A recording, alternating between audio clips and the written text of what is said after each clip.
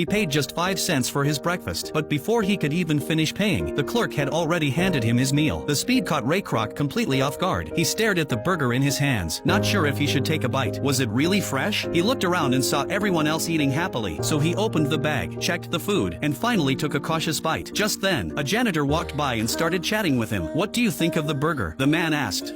This might be the best hamburger I've ever had in my life. Well, we aim to please. McDonald. Only then did Kroc realize that this ordinary-looking janitor was actually the owner of the restaurant. Excited, he quickly handed over his business card and asked if he could learn more about the place. As a traveling salesman, Kroc spent most of his time on the road. He usually ate whatever he could find along the way. But in 1950s America, even the fastest drive-ins took at least 30 minutes to serve a meal. Now at 52, his career was going nowhere. To secure the rights to a milkshake mixer, he had even mortgaged his house. But the heavy machine barely sold. After 3 months of hard work, he hadn't sold a single unit. Then one day, he received a surprising order: 6 machines at once. It came from a small, unknown restaurant in California. Curious, Kroc decided to visit in person. When he arrived, he was stunned by what he saw. Outside a tiny, unremarkable building, a long line of customers stretched down the street. Despite the crowd, everything moved incredibly fast. When the owners learned that Kroc was the mixer salesman, they invited him into the kitchen. The workers were busy but perfectly organized. Each one focused on a single task. It ran like a well-oiled assembly line. One worker lined up the buns, another added ketchup and mustard, then 2 slices of pickles, some chopped onions, and finally a grilled beef patty. In just 30 seconds, a perfectly made hamburger was ready to serve. What amazed Kroc even more was that they made their own ketchup. The McDonald brothers controlled every detail of quality. Even the fries had strict rules for temperature and frying time. New employees could learn the process in no time. Kroc was deeply impressed. Over dinner, he couldn't wait to ask how they achieved such efficiency. The brothers eagerly shared their story. Unlike other restaurants, McDonald's focused on one thing: speed. They built their kitchen like a production line. Instead of delivering food to customers' cars, they had people line up to pick up their own orders. That alone saved a huge amount of time and labor. They replaced plates and utensils with paper packaging, which made eating easier and eliminated the need to wash dishes. They also discovered that burgers, fries, and Coke made up more than 87% of their sales, so they cut the menu down to those 3 items. By focusing on what mattered most, they could guarantee speed and consistency. To design the most efficient kitchen, the brothers drew the layout on a tennis court. They placed every piece of equipment on the ground and had employees practice moving around. Whenever a movement caused interference, they erased the lines and redrew them. After countless trials, they perfected the flow. In that small space, everyone could move quickly without getting in each other's way. They remodeled the kitchen exactly according to their final design. The result was a restaurant that was both fast and wildly popular. That night, Kroc couldn't sleep. He kept thinking about the brothers' story and their revolutionary system. Then, an idea hit him. The next morning, he stopped the brothers' car and said excitedly, Franchise.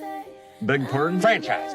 Franchise the damn thing. Kroc realized that the McDonald's model could be expanded nationwide. If they wanted to grow, franchise